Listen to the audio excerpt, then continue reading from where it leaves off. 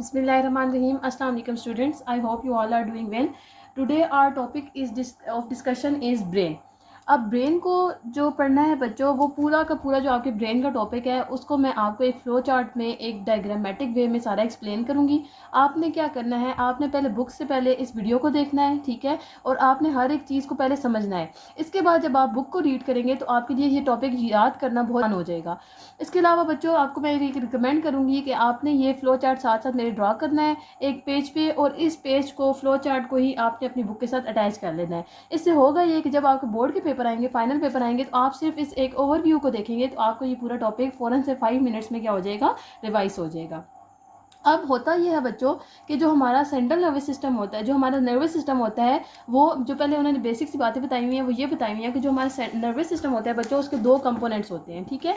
तो अगर मैं उसको पहले डिस्कस कर दूं आपको, तो नर्वस सिस्टम का मतलब क्या है कि इस सिस्टम में आपने सारे के सारे क्या पढ़ने हैं, न्यूरॉन्स पढ़ने हैं, ठीक है, नर्व्स पढ़नी है।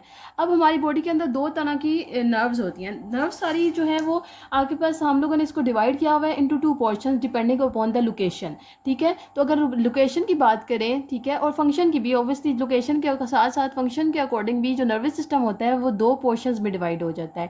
एक जो पोर्शन है वो हो जाता है हमारे पास सेंट्रल नर्वस सिस्टम, ठीक है, और जो दूसरा पोर्शन होता है वो हो जाता है पेरिफेरल नर्वस सिस्टम। तो एक को आपने क्या नाम दे दिया, सेंट्रल नर्वस सिस्टम का नाम दे दिया, और कुछ ऐसे नर्व्स होती हैं जो कि किसका कंपोनेंट होती हैं, पेरिफेरल नर्वस सिस्टम का पार्ट होती हैं।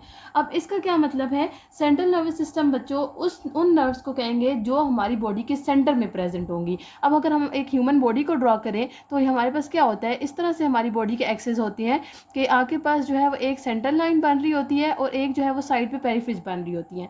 तो वो न्यूरोनल पार्ट, वो नर्व्स की पार्ट जो कि इस सारी सेंटर मिड लाइन में प्रेजेंट होगा, वो सारा का सारा क्या कॉन्स्टिट्यूट कर रहा होगा, सेंट्रल नर्वस सिस्टम कॉन्स्टिट्यूट कर रहा होगा।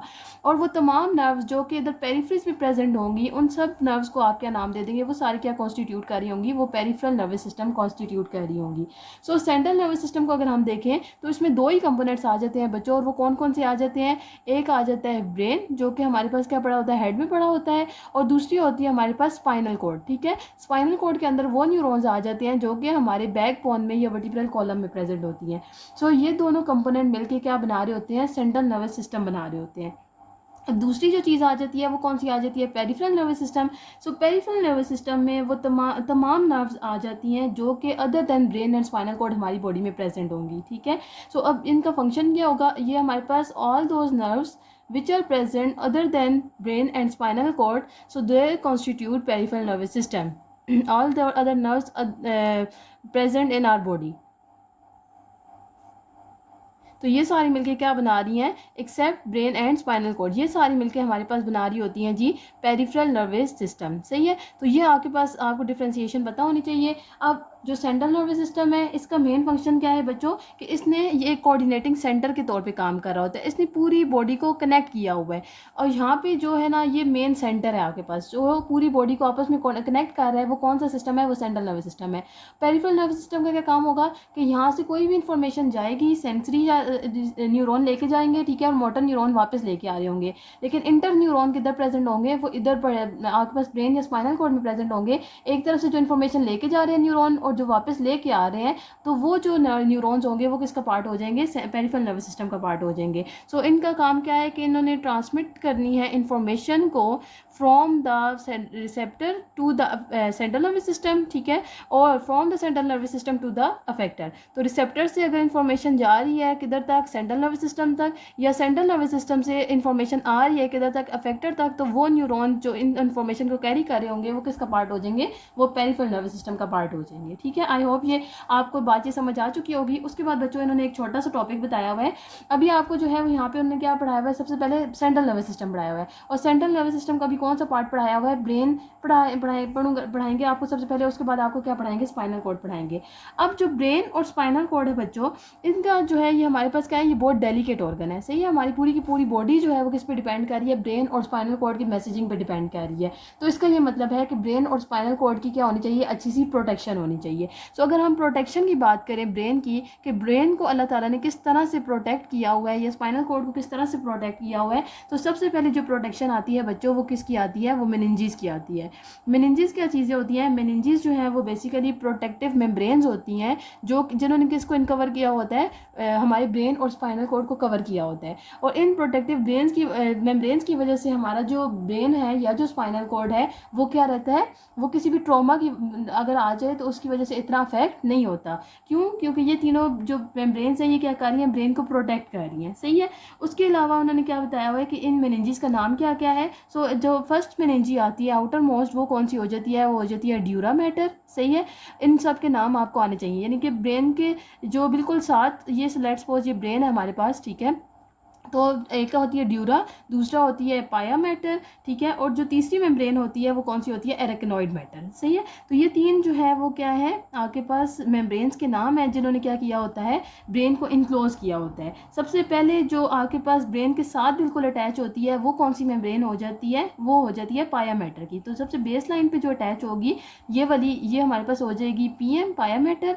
उसके बाद आपके पास कौन सी आ जाएगी, एरेक्नोइड मैटर, ठीक है, और उसके बाद आपके पास कौन सी आ जाएगी, उसके बाद आ जाएगी आपके पास ड्यूरा मैटर। तो इस तरह से इन तीनों मेम्ब्रेन्स ने क्या किया होता है, ब्रेन को और स्पाइनल कॉर्ड को क्या किया होगा, इनक्लोज किया होगा। ठीक है ना। तो बेसिकली इनका फंक्शन क्या होगा कि इन्होंने क्या करनी है, प्रोटेक्शन का काम करना है।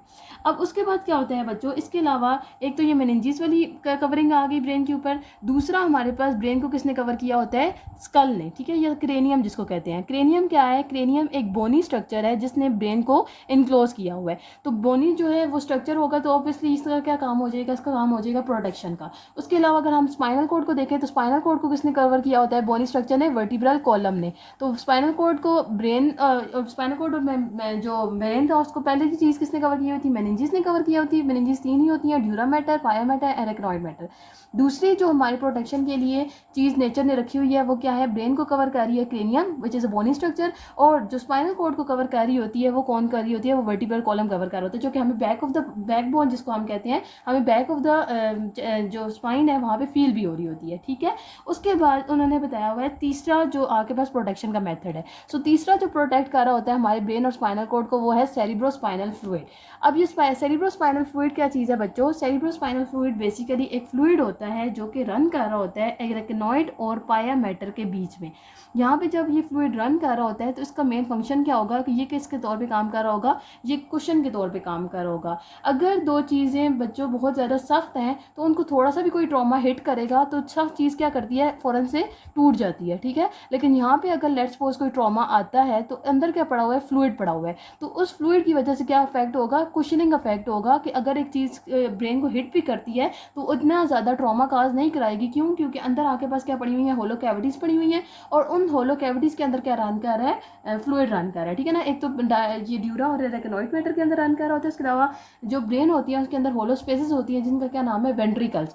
उन वेंट्रिकल्स में भी बच्चों क्या रन कर रहा होता है, फ्लूइड रन कर रहा होता है। इसको वेंट्रिकल्स का आपको आगे बताया हुआ, लेकिन आप इसको इधर भी मेंशन कर सकते हैं कि जो वेंट्रिकल्स होते हैं वो क्या होती हैं, होलो स्पेसेस होती हैं जो कि किधर होती हैं, ब्रेन के अंदर होती हैं। ठीक है। और इन होलो स्पेसेस, इन वेंट्रिकल्स के अंदर भी क्या रन कर रहा होता है, सेरिब्रोस्पाइनल फ्लूइड रन कर रहा होता है जो किसका काम कर रहा होगा, कुशनिंग इफेक्ट प्रोड्यूस कर रहा होगा। जब भी कोई ट्रॉमा आता है, जब भी कोई शॉक आता है ब्रेन को, तो वो जो प्रोटेक्शन, जितना ज़्यादा ट्रॉमा होना होता है वो इतना ज़्यादा होता नहीं है। क्यों? क्योंकि ये जो है फ्लूइड ये किसके तौर पे काम कर रहा होता है, कुशन के तौर पे काम कर रहा होता है। सो यही आपके पास उन्होंने एक तो आपको डिवीजन बताई हुई थी पहले पैराग्राफ में कि किस तरह से जो नर्वस सिस्टम है उसको डिवाइड किया हुआ है हमने, दो पोर्शन में डिवाइड किया हुआ है, एक सेंट्रल नर्वस सिस्टम, एक पेरिफेरल नर्वस सिस्टम है। वो मैंने आपको बता दिया है कि कौन कौन से पोर्शन किस किस जगह पे आते हैं और इनका क्या फंक्शन है। उसके बाद उन्होंने प्रोटेक्शन बताई हुई थी कि ये इतने डेलिकेट ऑर्गन्स है हमारी बॉडी के अंदर। अगर हार्ट है तो वो भी बोनी स्ट्रक्चर से इनक्लोज हुआ हुआ, उसको रिब्स कवर करी होती है, लंग्स को भी रिब्स। तो जहाँ जहाँ पे भी आपके पास कोई डेलिकेट ऑर्गन, कोई वाइटल ऑर्गन प्रेजेंट होता है तो उसके अराउंड जो है वो नेचर ने क्या रखी हुई है, प्रोटेक्शन रखी हुई है। तो अब यहाँ पे ब्रेन और स्पाइनल कॉर्ड की प्रोटेक्शन के लिए क्या क्या चीज़ें हैं, एक तो मेनिंजेस हैं जिसकी 3 लेयर्स होती हैं। उसके अलावा उन मेनिंजेस में क्या रन कर रहा होगा, सेरिब्रोस्पाइनल फ्लूइड रन कर रहा होगा जो कि कुशनिंग इफेक्ट प्रोड्यूस करता है। वेंट्रिकल्स, होलो स्पेसेस होती हैं जो कि क्या कर रही होती हैं, जिनके अंदर क्या रन कर रहा होता है, सेरिब्रोस्पाइनल फ्लूइड रन कर रहा होता है। और इसके अलावा क्या चीज़ है, क्रेनियम, बोनी स्ट्रक्चर है या फिर वर्टिब्रल कॉलम है जिन्होंने ब्रेन और स्पाइनल कॉर्ड को प्रोटेक्ट किया होता है। अब नेक्स्ट हम देखते हैं ब्रेन को। ब्रेन में हमने एक फ्लो चार्ट में मैंने आपको पढ़ाऊंगी, साथ साथ हम उसके पार्ट्स देखते जाएंगे और साथ साथ हम उसके फंक्शन को डिस्कस करते जाएंगे। नाउ अगर हम ब्रेन को देखें बच्चों, तो ब्रेन को सबसे पहले हम 3 पोर्शंस में डिवाइड करते हैं। जो सबसे पहला पोर्शन होता है वो होता है फोर ब्रेन, ठीक है, फोर ब्रेन हो जाएगा। उसके बाद हमारे पास सेकंड पोर्शन जो ब्रेन का आता है वो कौन सा होगा, वो हो जाता है मिड ब्रेन, सही। और उसके अलावा जो पोर्शन सबसे नीचे पड़ा होता है ब्रेन का, वो कॉन्स्टिट्यूट कर रहा होता है हाइंड ब्रेन। तो हमारे पास 3 ब्रेन के पोर्शंस आ जाते हैं। एक फोर ब्रेन, जो फोर हेड होता है बच्चों, जो पेशानी होती है, जो माथा होता है, उसको कहते हैं फोर हेड। तो वो पोर्शन ऑफ ब्रेन जो कि फोर हेड की तरफ प्रेजेंट होगा, फोर हेड में प्रेजेंट होगा, उस पोर्शन ऑफ ब्रेन को क्या नाम दे देते हैं, फोर ब्रेन का नाम दे देते हैं। और जो सबसे नीचे स्पाइनल कॉर्ड के ऊपर सबसे पहला पोर्शन जो होगा ब्रेन का, उसको आप क्या नाम दे देंगे, हाइंड ब्रेन का। और फोर ब्रेन और हाइंड ब्रेन के दरमियान में जो पोर्शन होगा वो क्या कॉन्स्टिट्यूट कर रहा होगा, वो कॉन्स्टिट्यूट कर रहा होगा मिड ब्रेन, ठीक है। तो ये आपके पास 3 मेन पोर्शंस में हम लोगों ने क्या किया हुआ है, ब्रेन को डिवाइड किया हुआ है। अब इसके बाद हम लोग देख लेंगे बारी बारी हर एक पोर्शन को। सबसे पहला जो पोर्शन है वो कौन सा पोर्शन आ जाता है, वो पोर्शन आ जाता है फोर ब्रेन का। तो अगर मैं फोर ब्रेन को देखूँ, तो फोर ब्रेन को आगे से फर्दर हम लोगों ने डिवाइड किया हुआ है इनटू 3 पोर्शंस, सही है। तो जो 3 पोर्शंस फोर ब्रेन में पड़े होते हैं वो कौन से पोर्शंस है बच्चों, सबसे पहला आता है सेरिब्रम, ठीक है। तो सेरिब्रम हमारे पास एक पोर्शन आ जाएगा। जो दूसरा पोर्शन है बच्चों वो है थैलेमस, थैलेमस दूसरा पोर्शन हो जाएगा फोर ब्रेन का। And the third portion of fore brain is limbic system, ठीक है। लिम्बिक सिस्टम एक पोर्शन ही है, बल्कि इसमें और बहुत सारे पोर्शन होते हैं, वो हम आगे देख लेते हैं कौन कौन से पोर्शन है। सो अभी हम लोगों ने क्या बात की है कि जो फोर ब्रेन है उसको फर्दर हमने 3 पोर्शंस में डिवाइड कर दिया। एक सेरिब्रम है, दूसरा थैलेमस है, और तीसरा क्या आ जाएगा बच्चों, लिम्बिक सिस्टम आ जाएगा। अब इन 3 पोर्शंस में हम लोगों ने क्यों डिवाइड किया हुआ है, क्योंकि एक तो इनका स्ट्रक्चर डिफरेंट है और दूसरा इनका फंक्शन डिफरेंट है। अब सबसे पहले अगर हम सेरिब्रम को देखें, तो सेरिब्रम के बारे में उन्होंने बताया हुआ है कि ये लार्जेस्ट पार्ट है ब्रेन का। पूरी जो हमारे ब्रेन में सबसे जो लार्जेस्ट पार्ट है ना, चाहे फोर ब्रेन की बात, पहले पूरे fore brain, mid brain, hind brain में से जो सबसे लार्जेस्ट पोर्शन होता है वो किसका होता है, फोर ब्रेन का। और फोर ब्रेन में जो सबसे ज़्यादा पोर्शन होता है वो किसका हो जाता है बच्चों, वो हो जाता है सेरिब्रम का, ठीक है। तो एक तो ये लार्जेस्ट पोर्शन है। अब इसको आगे से फर्दर डिवाइड किया हुआ है इंटू 2 सेरिब्रल हेमिस्फीयर। तो सेरिब्रम जो है वो किस में डिवाइडेड हुआ है, 2 सेरिब्रल हेमिस्फीयर में डिवाइड हुआ है।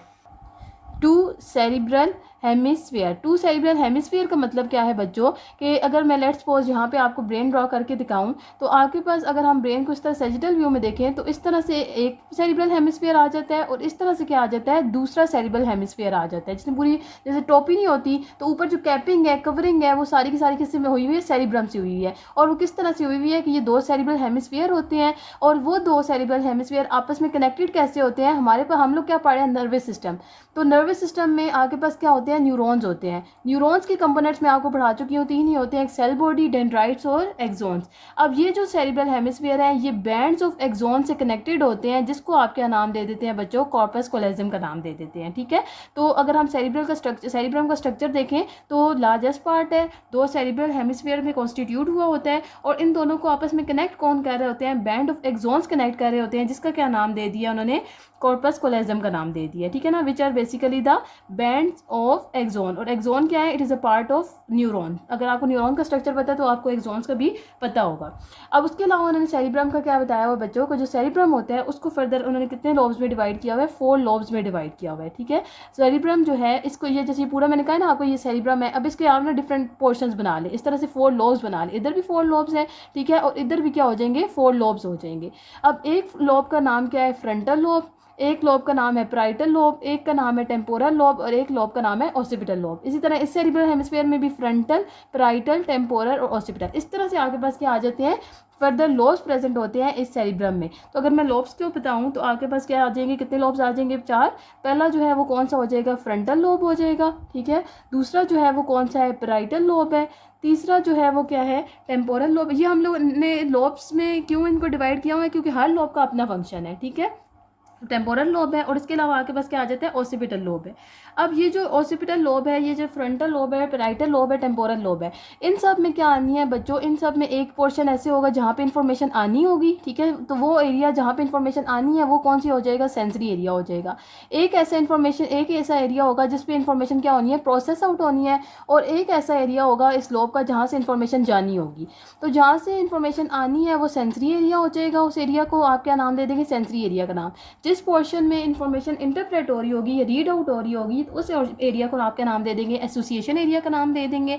और इसके अलावा वो एरिया जो कि रिस्पॉन्स प्रोड्यूस करा रहा होगा उस एरिया को आप क्या नाम दे देंगे, मोटर एरिया का नाम दे देंगे। इसी तरह फ्रंटल लोब में भी ये तीनों एरियाज होंगे। पैराइटल लोब में भी एक सेंसरी एरिया हो जाएगा, एक एसोसिएटिव एरिया हो जाएगा और तीसरा कौन सा एरिया हो जाएगा, मोटर एरिया हो जाएगा। ठीक है ना। तो इस तरह से आपके पास हर लोब के अंदर 3 एरियाज प्रेजेंट हैं। एक एरिया इन्फॉर्मेशन को रिसीव कर रहा होगा, दूसरा पोर्शन जो है वो इस इंफॉर्मेशन को रीड आउट कर रहा होगा और उसके अकॉर्डिंग जो है वो तीसरा एरिया क्या कर रहा होगा, रिस्पॉन्स प्रोड्यूस कर रहा होगा। तो आप इसको सारों को एक ही ब्रैकेट में लिख लें कि all lobes contain motor area, sensory area and associative area. ठीक है, sensory area, motor area and associative area. तो ये आपके पास क्या हो गया, ये 3 एरियाज आ गए हैं जो कि हर लोब के अपने अपने प्रेजेंट होंगे और इनका फंक्शन भी यही है कि हर एक अपनी जो है वो इन्फॉर्मेशन ले रहा होगा, इन्फॉर्मेशन प्रोसेस आउट कर रहा होगा और इन्फॉर्मेशन को आगे उसके अकॉर्डिंग जो है वो रिस्पॉन्स प्रोड्यूस करा रहा होगा। अब उसके अलावा अगर हम लोग ओवरऑल फंक्शनिंग की बात करें सेरिब्रम की, तो फंक्शन क्या होते हैं सेरिब्रम में वो हम लोग देख लें। तो सबसे पहले जो फंक्शन है वो क्या है कि ये हमारे पास एनालिसिस में या इंटरप्रिटेशन में कोई भी आपको मुश्किल सिचुएशन आ जाती है, आप उसका सोल्यूशन निकाल रहे होते हैं, तो आप दिमाग लड़ा रहे होते हैं ना, तो उसमें दिमाग में जो पोर्शन आपका उस वक्त हेल्प आउट कर रहा होता है वो कौन सा होता है, सेरिब्रम का होता है। ठीक है, analysis and interpretation of any information occurs in are cerebrum. उसके अलावा ये किस में होता है जी बच्चों, ये रीजनिंग में कोई चीज़ हम सोचते हैं, किसी चीज़ को जज करते हैं, हमारा दिमाग सारा काम कर रहा है ना, तो ये सारा का सारा जो काम है ये कौन कर रहा होगा हमारी बॉडी के अंदर, जो ब्रेन का जो पार्ट है वो कौन सा, सेरिब्रम। ये हमारे पास ये सारे फंक्शन परफॉर्म कर रहा होगा। अब उसके बाद जो नेक्स्ट पोर्शन है वो क्या है, थैलेमस। थैलेमस को अगर हम देखें बच्चों तो सबसे पहले उन्होंने थैलेमस की क्या बताई हुई है, लोकेशन बताई हुई है। तो लोकेशन की अगर मैं हेडिंग दूं तो ये कहाँ पे प्रेजेंट होता है, it is located below cerebrum. ठीक है ना, सेरिब्रम पड़ा हुआ है, इसको हटाएंगे तो नीचे आपको क्या नज़र आ जाएगा, थैलेमस नज़र आ जाएगा। तो लोकेशन अगर मैं लिखूँ तो ये क्या हो जाएगा, बिलो सेरिब्रम। उसके बाद उन्होंने क्या बताया हुआ है, इसका फंक्शन बताया हुआ है। सही है, तो फंक्शन की बात करें अगर हम, तो फंक्शन क्या होगा इसके अंदर, जैसे हम लोगों ने सेरिब्रम के अलग से फंक्शन पढ़े हैं, इसका फंक्शन ये है बच्चों कि इसने सारी की सारी इंफॉर्मेशन को रिसीव करना है सेंसरी एरिया से। ठीक है, और उसके बाद या तो वो इस इंफॉर्मेशन को सेरिब्रम में भेजेगा या तो वो इस इंफॉर्मेशन को किधर भेज देगा, लिम्बिक सिस्टम में। ठीक है, तो इसने बेसिकली उस इंफॉर्मेशन को रीड आउट करना है और उसके बाद जो पर्टिकुलर एरिया ऑफ ब्रेन उस इंफॉर्मेशन के साथ डील कर रहा होगा उसको वो क्या कर देगा, उस जगह पे चैनलाइज कर देगा। ठीक है, सो इसकी अगर मैं इसका फंक्शन लिखूं तो ये क्या करेगा, रिसीव सेंसरी इन्फॉर्मेशन। इसमें उन्होंने बताया हुआ है कि ये स्मेल की जो इन्फॉर्मेशन होती है उसको रिसीव नहीं करता। ठीक है ना, तो ये रिसीव करेगा सेंसरी इन्फॉर्मेशन को और उसको सेंड कर देगा किधर, and send them to either cerebrum. ठीक है, या तो वो सेरिब्रम में भेजेगा या फिर वो किधर भेज देगा, लिम्बिक सिस्टम में भेज देगा, जो कि इसके आइदर साइड पे प्रेजेंट है। ठीक है, तो अब ये इसका क्या हो जाएगा, एक तो इसकी लोकेशन बताई हुई है और दूसरा इसका फंक्शन बताया हुआ है। इसके अलावा इसमें थैलेमस में उन्होंने कोई चीज़ नहीं बताई हुई। अब जो तीसरी जो आपके पास स्ट्रक्चर है फोर ब्रेन का, जो तीसरा पार्ट है वो कौन सा आ जाता है, वो आ जाता है लिम्बिक सिस्टम। अब लिम्बिक सिस्टम में नाम से जाहिर हो रहा है कि ये एक चीज़ नहीं है बल्कि इसमें बहुत सारे स्ट्रक्चर्स आ जाते हैं। ठीक है, और वो कॉम्प्लेक्स स्ट्रक्चर्स कौन कौन से हैं, यहाँ पे आपके पास 3 ही स्ट्रक्चर्स का जिक्र किया हुआ है इन्होंने। जो सबसे पहला है वो क्या है, हाइपोथैलेमस। सही है, जो कि लिम्बिक सिस्टम को कॉन्स्टिट्यूट कर रहा होगा। उसके अलावा जो दूसरा पोर्शन है वो कौन सा है बच्चों, वो है आपके पास एमिग्डाला का, और जो तीसरा है वो क्या है, हिप्पोकैम्पस। तो ये 3 जो है वो आपके पास क्या आ जाते हैं, ये 3 आपके पास इसके लिम्बिक सिस्टम के पार्ट्स आ जाते हैं और इन सब के अपने जो है वो क्या होंगे, फंक्शंस होंगे। अब ये आपके पास हाइपोथैलेमस आ गया, उसके बाद एमिग्डाला आ गया और third one is the hippocampus. अब इसके हम लोग बारी बारी देख लें तो सबसे पहले क्या चीज़ आ जाती है, हाइपोथैलेमस उन्होंने बताया हुआ है। हाइपोथैलेमस की भी सबसे पहले उन्होंने क्या बताई हुई है बच्चों, लोकेशन बताई हुई है। तो लोकेशन इसकी क्या है कि ये किधर प्रेजेंट होता है, वेंट्रल साइड ऑफ थैलेमस पे प्रेजेंट होता है। थैलेमस है उसकी बिल्कुल वेंट्रल साइड पे जो स्ट्रक्चर प्रेजेंट होगा उसको क्या नाम दे दिया है, हाइपोथैलेमस का नाम दे दिया है। तो लोकेशन क्या हो जाएगी, वेंट्रल साइड ऑफ थैलेमस। उसके अलावा इसका उन्होंने क्या बता दिया बच्चों, आपको फंक्शन बता दिया। ठीक है ना, तो एक तो आपके पास इसके लोकेशन हो गई, उसके बाद दूसरा जो आ गया वो आपके पास क्या आ गया, इसका फंक्शन।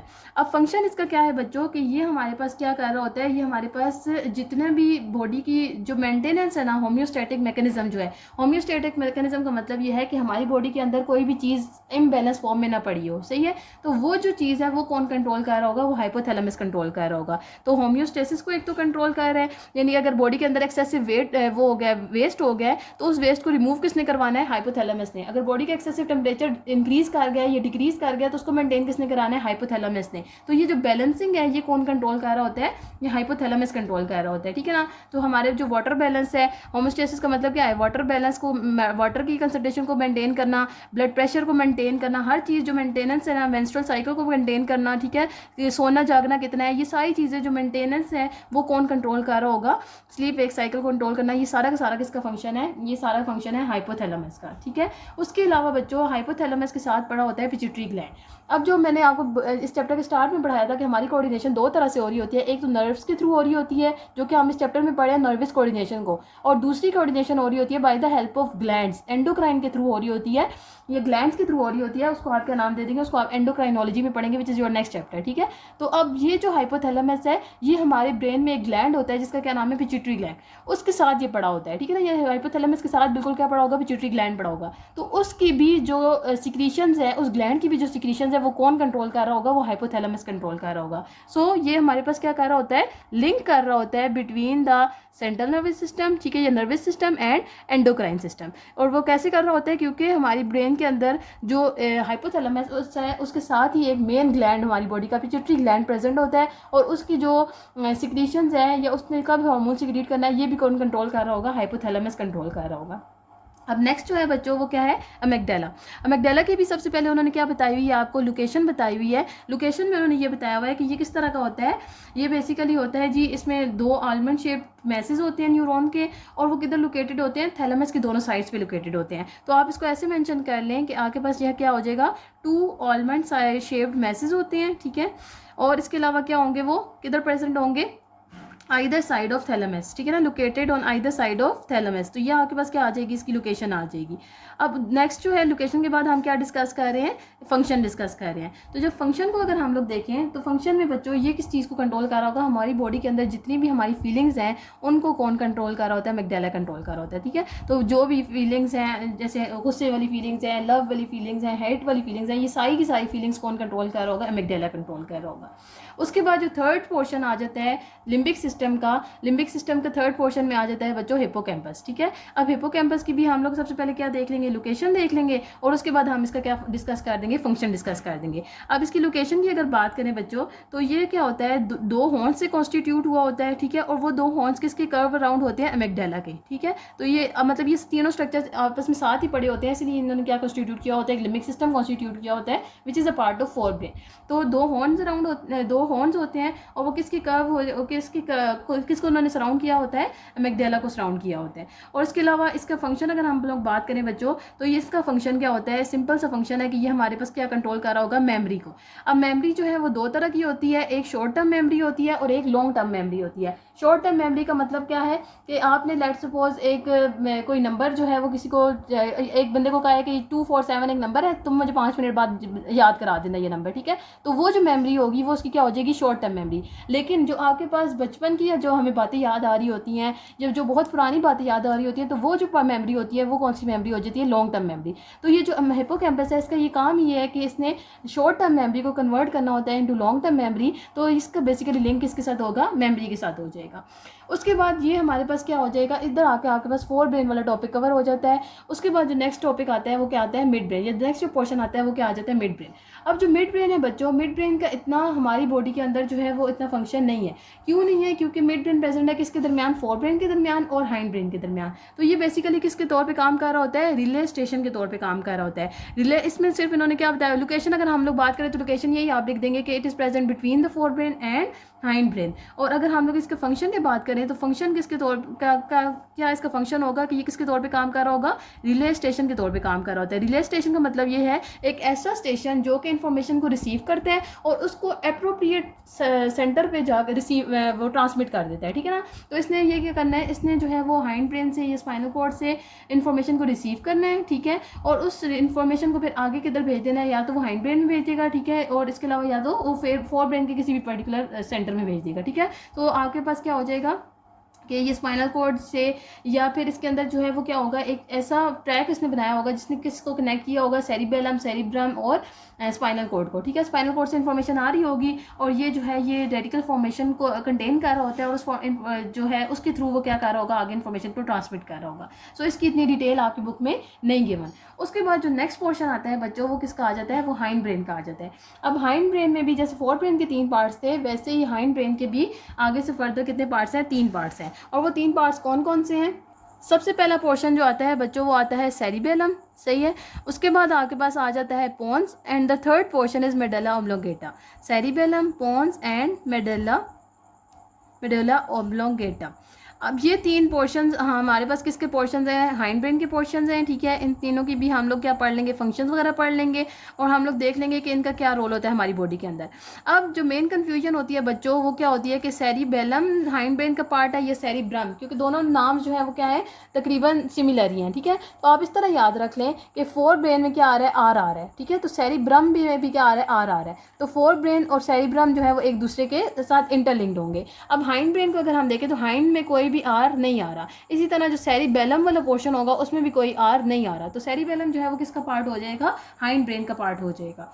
अब सेरिबेलम को अगर हम लोग देखें बच्चों तो इसकी जो इन्होंने फंक्शन ही सिर्फ गिवन किया हुआ है, तो फंक्शन इसका क्या है सेरिबेलम का, कि ये हमारी बॉडी की पोजीशनिंग को कंट्रोल कर रही होती है, ठीक है। यानी कि जो बैलेंस है, हम लोग चलते चलते गिरते नहीं है, ये इसको कौन कंट्रोल कर रहा होगा, हमारा सेरिबेलम कंट्रोल कर रहा होगा। इसके अलावा अगर कोई जंप करना हो हमने तो कितना जंप करना है, अगर हमने वॉक करना है तो कितना बड़ा स्टेप लेना है, कितना छोटा स्टेप लेना है, या अगर हम लोगों ने भागना है तो कितना तेज भागना है, कितना कम भागना है, ये सारी चीज़ें कौन कंट्रोल कर रहा होता है, सेरिबेलम कंट्रोल कर रहा होता है, ठीक है ना। तो एक तो ये पोजीशनिंग कंट्रोल कर रहा है, दूसरा इसने कंट्रोल किसको किया हुआ है, इट कंट्रोल्स आर मसल्स, ठीक है ना। और मसल्स के थ्रू ये क्या कंट्रोल कर रहा होगा, वॉकिंग को हमारी कंट्रोल कर रहा होता है, ठीक है, कि हम बड़े स्टेप्स ना ले रहे हो या बहुत छोटे स्टेप्स ना ले रहे हो, हमारी रनिंग को कंट्रोल कर रहा होगा। तो जितनी भी हमारी मेंटेनेंस है बॉडी पोजीशनिंग की, वो सारी की सारी किसमें वो सारे का सारा कौन कंट्रोल कर रहा होता है, हमारा सेरिबेलम कंट्रोल कर रहा होता है। इसके अलावा जो हम लोग लिख रहे होते हैं, कितना कोई बड़ी राइटिंग ना हो जाए, छोटी राइटिंग ना हो जाए, ये सारी चीज़ें भी सेरिबेलम कंट्रोल कर रहा होगा, ठीक है ना। तो ये राइटिंग, वॉकिंग या रनिंग, ये सारे मसल के एक्शन है ना, मसल कॉन्ट्रैक्ट और रिलैक्स कर रहे होते हैं। तो मसल की जो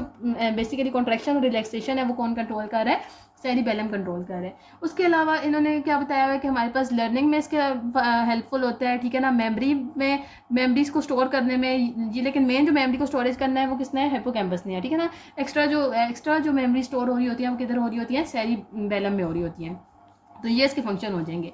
उसके बाद नेक्स्ट जो है वो क्या है, पोन्स है। पोन्स भी क्या काम कर रहा होगा बच्चों, एक तो ये इसका फंक्शन अगर हम लोग बात करें तो एक तो ये क्या काम कर रहा है, कनेक्शन का काम कर रहा है। कनेक्शन किसके बीच, सेरिबेलम और मेडुला ऑब्लोंगेटा के बीच में, इन दोनों के दरमियान ये कनेक्शन का काम कर रहा होगा। और दूसरा इसका फंक्शन क्या है कि ये हमारे पास क्या कंट्रोल कर रहा होता है, involuntary actions of our body, ठीक है ना। इनवॉलेंट्री एक्शंस वो होते हैं जो कि हमारी कंट्रोल में नहीं होते। और उसमें कौन सी चीज़ आ जाती है कि हमारी जो हार्ट रेट का पोर्शन है, हार्ट रेट आपके पास जो हार्ट कॉन्ट्रैक्ट और रिलैक्स कर रहा है वो आपके कंट्रोल में नहीं है, उसको कौन कंट्रोल कर रहा होगा, पोन्स और मेडुला ऑब्लोंगेटा।